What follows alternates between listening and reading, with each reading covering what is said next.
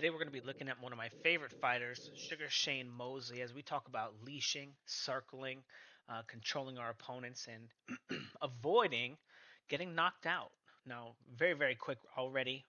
All-time great skill, shooting a very quick 1-2, boom, boom.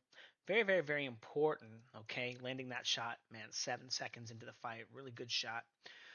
Shane Mosley circling to the right here. Now, I want you to pay attention.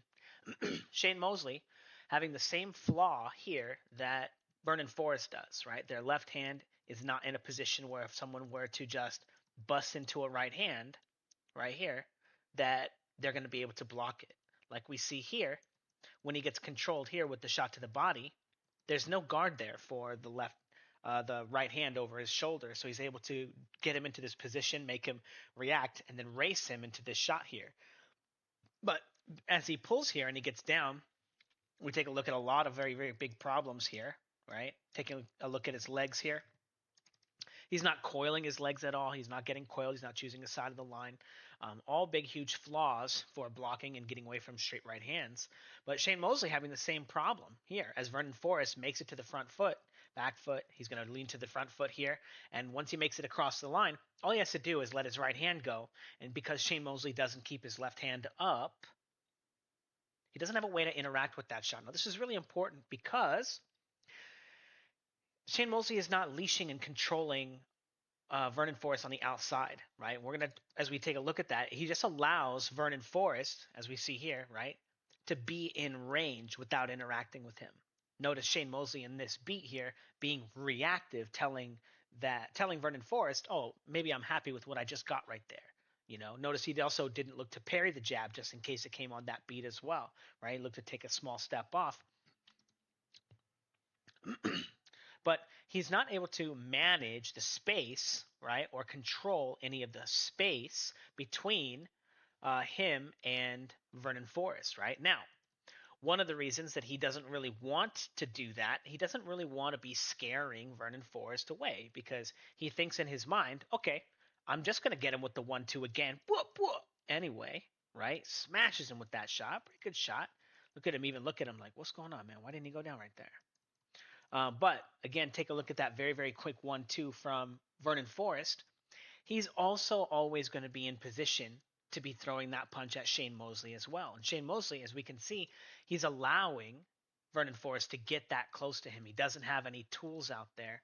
He's not really, I would expect Shane Mosley is not expecting this to be a long fight. He's not expecting it to be a quick or a long night. He's not expecting it to go 12 rounds. He's just trying to get that shot off really quickly. Now, again, this is very interesting because he winds up in this position here where he's just trying to snap onto Vernon Forrest's line with his rear hand. Again, Vernon Forrest, with the reach advantage, knows that when he's in range, right, that doesn't always mean that Shane Mosley's going to be in range. Again, all-time great mistake. He's going to parry this shot here. And again, look at his left hand, Philly shell. It's not Philly shell. It's lazy, right? Just keeping his hand down. But again, not even able to get away from the smaller fighter, Shane Mosley, in this instance, right? Which means that this defense is just straight up bad, right? It's not working against a smaller fighter, which means it's bad. Now, very important thing as we watch Shane Mosley here. Okay, here he is allowing Vernon Forrest to get so close to him, and all-time great skill. We said it in the first 10 seconds of this film study.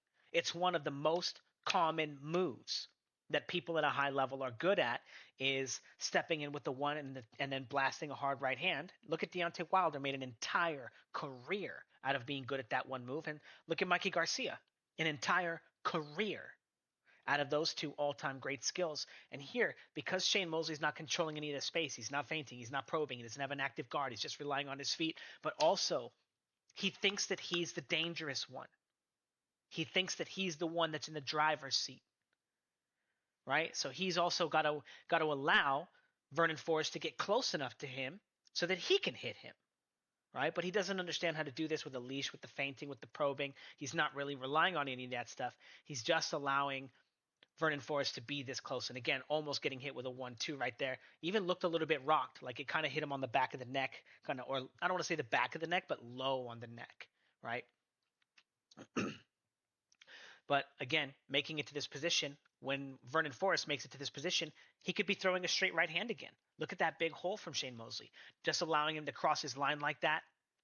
Boom, jumping in with the hook. Very, very dangerous. I think he catches him right on his face, right? Shane Mosley not looking to block that hook, by the way. Now, a couple of stepping jabs right there. Ooh, beautiful. So again, all-time great skill. Just making it to the front foot and being able to control and make an attack on the line on the left side of the line. Okay. Now, not very many fighters are going to be making it to that position and throwing that shot. It's very, very, I don't want to say it's dangerous, but here's the thing. It sounds stupid, right? But my coach told me don't do that because it's dangerous. And I remember thinking, wow, that's profound. But what the fuck in the ring is not dangerous? Everything is dangerous. You're in there with someone who's trying to hurt you. You're not even allowed to breathe. Anyway, rear hand probe. You got to find a way to make an attacks on the line from the other side of the line. If all your attacks come from the right side of the line, you're a bladed stance fighter. Eventually, a guy who can throw a straight right hand like this is just going to catch you. They're just going to be able to do it, and you won't be able to beat this guy. You will not be able to beat the guy who can do this one skill. Okay, but anyway, moving on. Getting on the line with a little jab here. Shane Mosley has to interact with it, getting countered on his way in.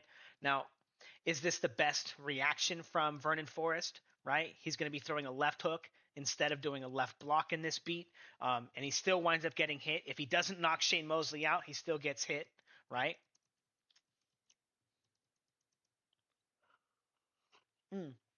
But again, Shane Mosley can't keep this guy honest. He can't keep him off of him. He can't keep him at a distance. All-time great flaw, right? All-time great mistake, pivoting on the front foot in front of your opponent. As he gets to that position, right, his weight was just on the front foot. He gets feinted, pushed to the back foot. Terrible block. Again, he doesn't use his left arm correctly. Gets smacked right over the top. Very, very, very easy timing that he gave Vernon Forrest a lot of time to set up, a lot of time to put himself into a position, and was able to capitalize on that block. Now, again, it's very, very, very important that everything that you do, like I said earlier, it has to work against the guy who's bigger than you in order to be a real move. If it doesn't work against a guy who's bigger than you, then it's fake. Now, this block sometimes might work if he's bigger than his opponent, right? Because he's just going to be pulling his head really far away, right, and keeping it high. But there's a lot of flaws here with what Shane Mosley's doing. Again, you don't want to be pivoting on the front foot here that close to your opponent and allowing them to just shoot a very quick 1-2 and get you while you're out of position. Now, again, no feinting, no probing. What does Shane Mosley do when he gets to that front foot position, right? Come back here. But what does Shane Mosley do when he gets to this position? This is when he's supposed to be leashing his opponent, feinting him, probing him, doing something, controlling him before he takes a step away, right? But he did nothing, and he just allowed Vernon Forrest to take up space, right? Now he's going to get to that position again. Is he going to control him? Is he going to feint? We already saw Vernon Forrest is capable of throwing a right hand from this position. Maybe Shane Mosley is only capable of throwing a left hand, but he has to do something to force Vernon Forrest to do something so that he can't just get into position and set up exactly what he wants while you're so close to him. While it's obvious, right? No leashing. Now, again, if you're not leashing a guy who's taller than you, number one, you've probably never been in the ring with someone who's taller than you. You've probably never had to fight someone when you're at a disadvantage. Right? You go to the gym and your coach says, oh, let's get someone around the same height. Sometimes that guy the same height as you, he has like 50 fights or whatever. He just beats you up worse than the tall guy who has no fights. Right? But you never learn to fight at disadvantage, so you keep using fake-ass moves. Right? Shane Mosley here with some fake-ass moves, right? Fake-ass defense. Now, one of the reasons why that is, in Shane Mosley's case, he came up, at lightweight, 130? But he came up from such a small division, fighting small guys, not huge guys. Now, real quick, all-time great mistake. Look at that left shoulder. Look at that lead hand, right? His lead hand it almost looks like it's on the right side of the line as well, like he's going to be back fisting. So Shane Mosley jumps in with a quick shot like this, stepping in, almost getting control of him like it's a stepping jab. Bop, right? Like he's throwing a jab, gets control of him, and then smashes him with this shot. Really, really good shot. Now, I just want to point out, he caught him, he hurt him, and now what happened? Look at this pivotal fight right here. Shane Mosley's, he's been looking all around, letting Vernon Forrest get close to him, betting on his power, saying, no, no, no, no, no. I'm gonna get this dude. I'm gonna smash him. I'm gonna do the thing. And he finally gets him, right? In the first round, hurts him bad, gets on the line. Vernon Forrest, again, because his all-time great flaw, all-time great mistakes, right? He's going to be controlling the line with the jab because he has to, because he can't block right hands, because he doesn't practice them, because he's a tall guy, because it's just not something that's what he practiced or what his coach is good at. Boom! And gets smashed, right? Gets hit with a left hook, and then a left hook, and then a right hand over the top, and a left hook to the body. And now Vernon Forrest is like, well, my chin is not going to hold up to this speed. I'm going down. He's going to cheat. He's going to grab his head. He's going to hold him, and he's going to prevent him from being able to fight, right? Spoiling the fight as the bigger fighter. Now, Shane Mosley's career, because that's being allowed to happen. No, it's not. If you're Vernon Forrest, that's just what you're going to do, right? If I'm Shane Mosley and I get hurt, that's what I'm going to tell him to do too. But you don't get knocked out. Grab him, shove him, throw him, kick him in the dick, right? I don't know. Don't really do that shit, right? If you guys don't ever want to be in a position to do that, come check out the Fouts Boxing the Fouts Boxing Academy. I'm the #1 striking coach on the planet, #1 film study artist on the planet. There's already 100 drills. There's already over 24 Fouts Boxing Academy videos for you to learn, for people who are doing the drills to do them better, to get better. There's people posting fights. We do boxing betting, but it's a community of people all learning to fight, learning to get better, training hard. Come check it out. There's like 70 members, and all the things that I'm trying to teach you to avoid in these film studies, and that I say that are great. They're all skills that are taught in those drills. Okay. So anyway, getting back to the film study, Shane Mosley, because he's the smaller guy, he's only going to find himself in a position where he's at advantage against this guy so many times, right? And so it's very important that he gets treated fairly fighting a guy who's so much bigger than him, right? So much taller than him. Like, I think he was like 6. Is he 6'1"? Is Vernon Forrest like 6'1"? He might be 5'11". I don't know. But anyway, still pretty damn tall. But again, Shane Mosley, where's his leashing? Where's his feinting? Where's his control, right? Usually looking to conserve energy, jab, pendulums in, times him with the right hand as he's ducking. Again, fake defense. And again, smashing him, man. Very, very quick hands. And again, I just want to point out, these guys were killers, man. Very, very good strikers. Uh-oh. Now, again, he's getting to the back foot, front foot, getting to here. And then again, take a look at that guard from Shane Mosley. He doesn't know how to block punches. He doesn't know how it works. He doesn't know what he's supposed to be doing. And again, this is one of those things when you fight a guy who's faster than you, or you fight a guy who's bigger than you, or just as fast and bigger than you. This is going to be a punch that you have to worry about. And again, because of the fact that when Shane Mosley gets to the front foot here, he's not feinting and probing and controlling. He's not making an attack on the line, right, to control Vernon Forrest and force him to do something. He's allowing Vernon Forrest to choose what he does, and is able to take advantage of the easiest hole available in Shane Mosley's guard.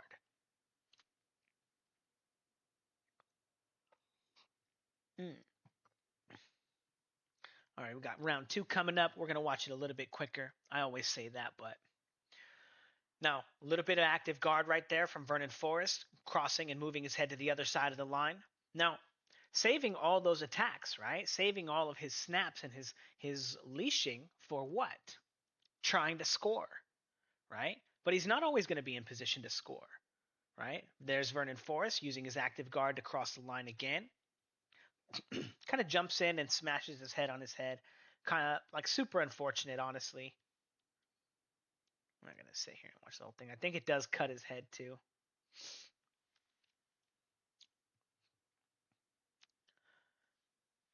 So the leash from Vernon Forrest coming out, right?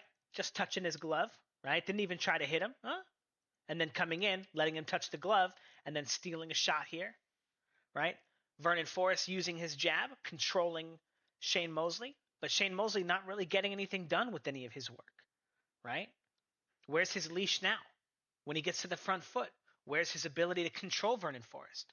Again, Vernon Forrest is getting to completely outbox him right now. Ooh, very, very dangerous shot. Jumps on the line with the 3, the 2, almost gets smacked by the hook. And one of those is, again, Vernon Forrest almost only countering with punches, not really blocking shots.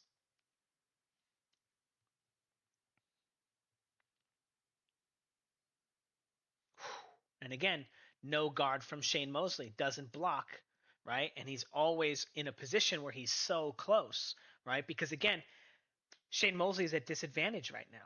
He's fighting a guy who's bigger than him, right? He's fighting a guy that when he can't hit him, this guy can snap onto Shane Mosley's line and throw a straight right hand and hit him.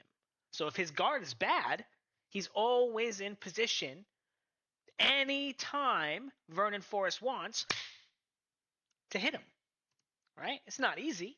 In fact, he does get him, but he does pay for it, right? With a worse shot than he gave. Beautiful work right there from Shane Mosley. Slipping that shot and landing the right hand over the top. Really, really good work there. But again, Shane Mosley here, the one thinking he's dangerous, getting on the line with this jab to the body. Pivots on the front foot. Very, very, very, very, very all-time great mistake move, right? Comes up here, and again, he's not out of range, right? Just naturally because they're just doing moves in front of each other. When he peels and he gets off the line with his very, very terrible peel, again, check out the Fouts Boxing Academy, he gets hit. He's still in range. He's still in a position where when he comes up, he has to race with Vernon Forrest if Vernon Forrest wants to race with him, right? Getting smacked, again, because he doesn't have a leash, because when he gets to the front foot, when he comes up, he doesn't control him. Again, wish I wasn't talking right there. Oh, man, because that's exactly, again, why you need to be leashing. When he gets to this position, where's the leash? He doesn't have a way to force Vernon Forrest to work. Now he gets to this position, right? Now because he didn't have anything going on here, he gets to the front foot. He's about to pivot on the front foot, and Vernon Forrest is timing him as he gets here. He's not parrying that jab, and also his reaction with the left hand is not to control with the block, right? Very, very, very bad block. He didn't get to go first with his control, right? Again, Shane Mosley in this position, pushed off the line, could have been controlling with the rear hand right now. Could have been controlling with the lead hand. He could have done either. Now right here, he could be throwing a straight right hand right over the top. He could just be looking to move into position to leash with the rear hand. But he just allows Vernon Forrest to get to a position where he can just freak out, race him, make 2 punches sound like one, pop, pop. And Shane Mosley is just too close to react. Again, it's so important that you're leashing and controlling your opponent. You can't let your opponent get close enough to you that you're about to get knocked out by the most common move. The most common move in boxing, you're about to lose to it? It's unreal. Unreal. Now, we're going to take a look at Shane Mosley versus Oscar De La Hoya 1. Okay? And we're going to be taking a look at a little bit of a change from Shane Mosley. Okay? Now, Oscar De La Hoya is the guy who's fighting an advantage. He's taller, he's bigger, he's, people say that he hits harder than Shane Mosley. I would debate that, but either way, it doesn't matter. Oscar De La Hoya, big puncher. Okay? So, look at right away, Shane Mosley controlling him with the jab, right? Boom. And then blasting again into a combination, leashing him there, and then fighting off of his leash, but much, much, much more active with his lead hand here. Now, again, beautiful work, controlling, pop, and then off that control timing, exploding into a 1-2. Again, all-time great skill, right? Very, very, very important. Off the back of his little control here, right? Just leashing, just touching him a little bit, giving him the move, smashing him with this shot. Now, obviously, he's going for it. He's trying to see, is this going to be a long night? Is this going to be a short night? Okay? But I wanted to bring this video up, or this fight, because I think that Shane Mosley, on average, does an excellent job of leashing De La Hoya, getting him to this position. Now, again, he doesn't think this punch is going to land,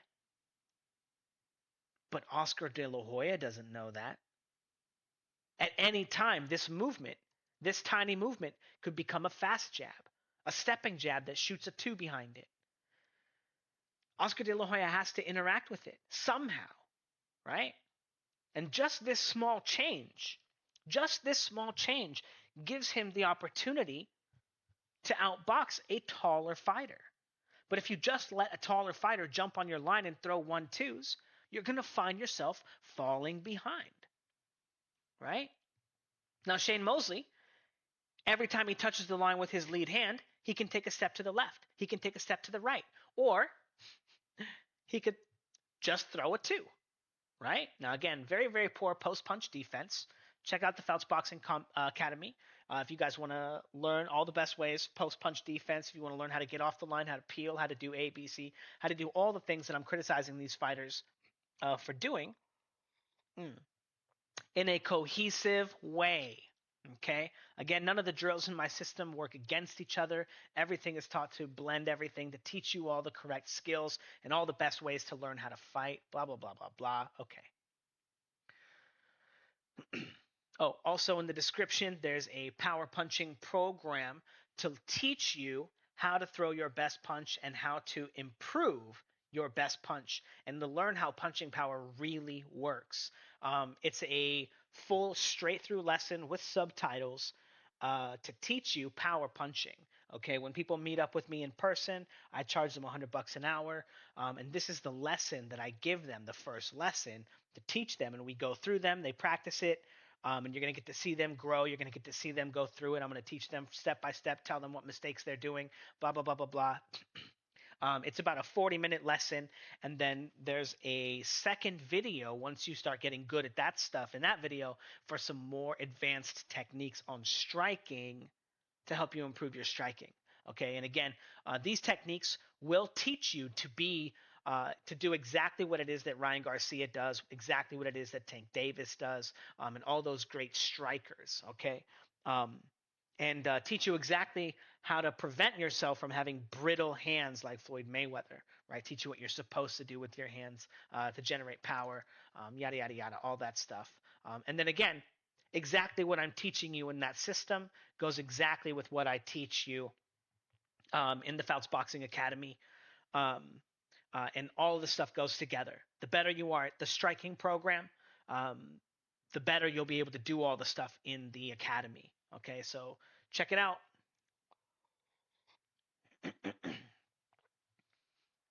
Now, again, Oscar De La Hoya can't really choose to get close here, right?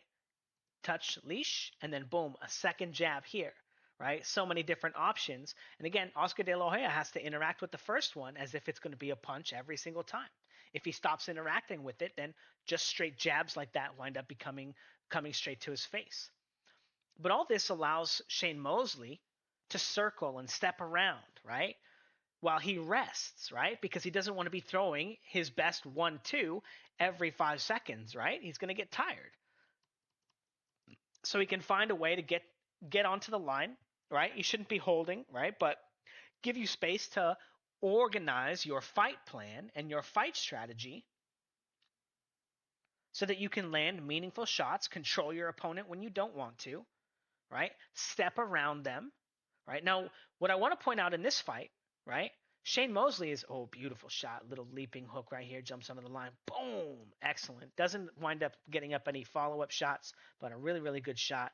And again, some good, very good leashing from Shane Mosley, right? He's almost in complete control of Oscar De La Hoya, even though he still has this terrible guard. Look at this, guys. Look at this guard. Could you ever imagine yourself feeling comfortable? Look at his feet, right? But it doesn't matter because he's one beat away from just going ha and going 1, 2, boom, and being able to smash into you at any moment. So you have to respect it, right?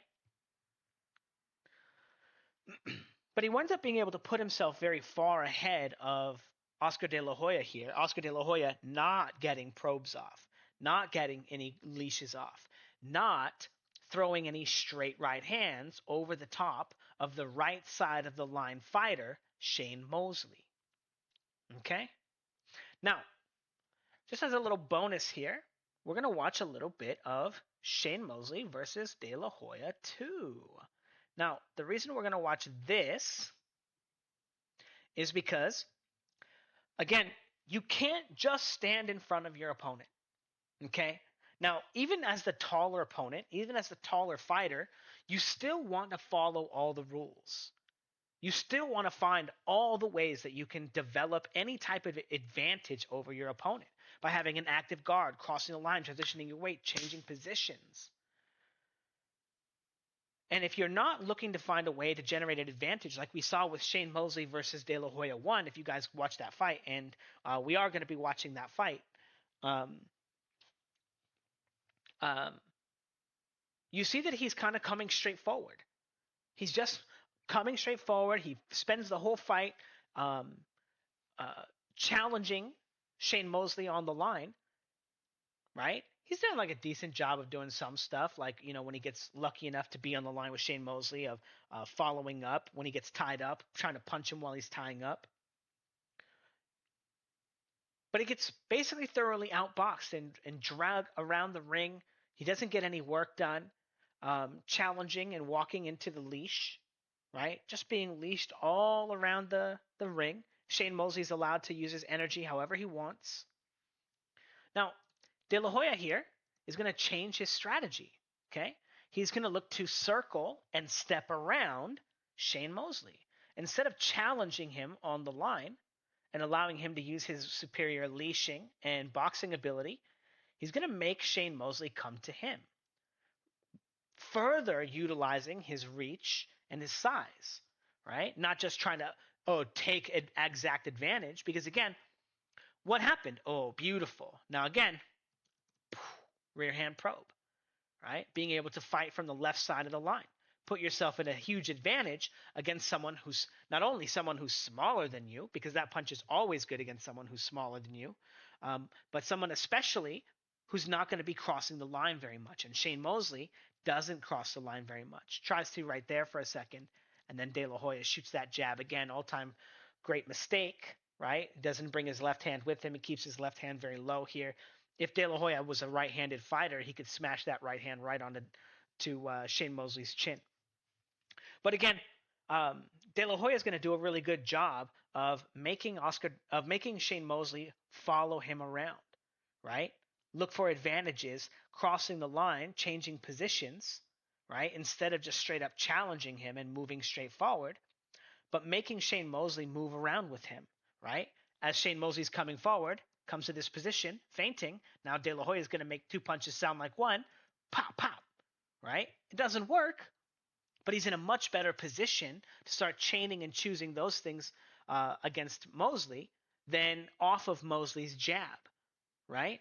Then off of Mosley's leash, where Mosley can be shooting his second jab or his right hook or right hand over the top anytime he wants, right? So now it's not on Shane Mosley's jab timing when Mosley is doing his leashing, right? But now Shane Mosley has to have to be better, right? But again, because Shane Mosley doesn't have a guard, he can't even stop De La Hoya all the time from being able to interact with him with his first contact. Like this. Again, he doesn't have a guard. He's not always going to be able to prevent that shot or prevent that shot or prevent that one.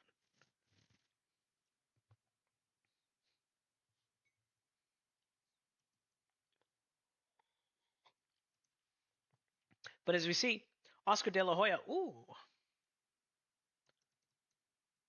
pretty good hook right there from Mosley. Pretty damn good.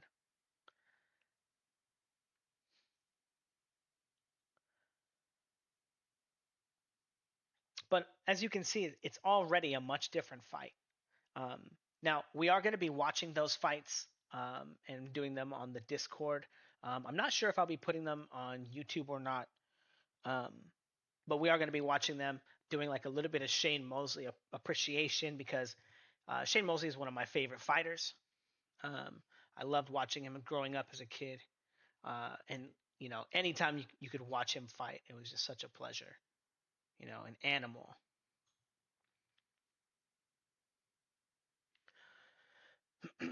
But again, much more difficult to expose Shane Mosley's weaknesses when you're following him around, right? Letting him be the one to decide how things go, how things start.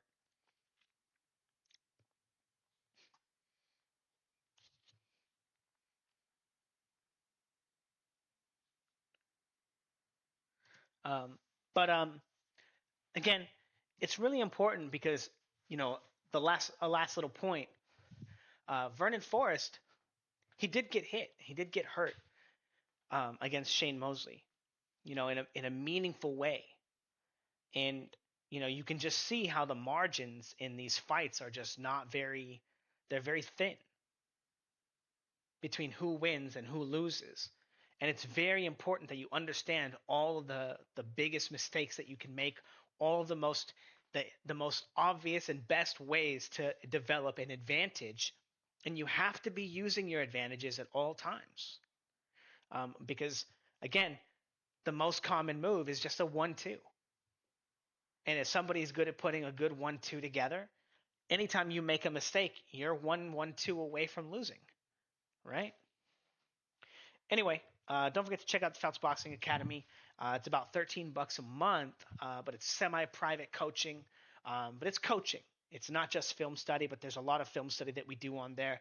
And then it's also film study on the guys who send in their training stuff. So, yeah, if you guys are looking for coaching, that's the community for it.